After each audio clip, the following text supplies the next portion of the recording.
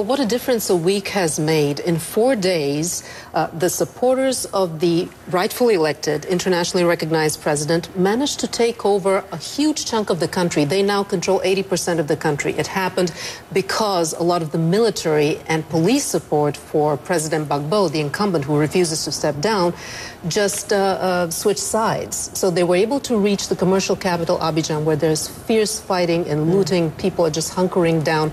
But the most disturbing news came yesterday when the International Committee of the Red Cross said that they had seen 800 bodies in a town in the west called Duekwe.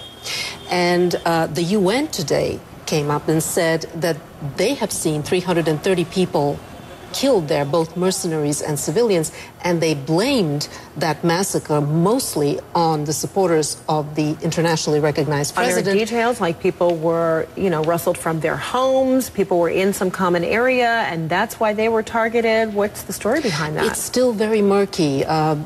They're still trying to find a clear story. They say both sides were involved, and they also say that this is retaliation from the Ouattara, the internationally recognized president's forces who are allied with him, that this was retaliation. And they're warning that the tension is so high that the country could really go into an orgy like this just of retaliation. So they're saying if this comes to a head where Ouattara, it looks like he is going to finally be able to assume the presidency if Gbagbo falls, which looks like he might, because he only has a few loyalists who are left with him. The military has left him. His army chief fled to South Africa. It's a very dicey situation. Like last weekend, we were talking about the country being on the brink of civil war. 1 million people from Abidjan have fled.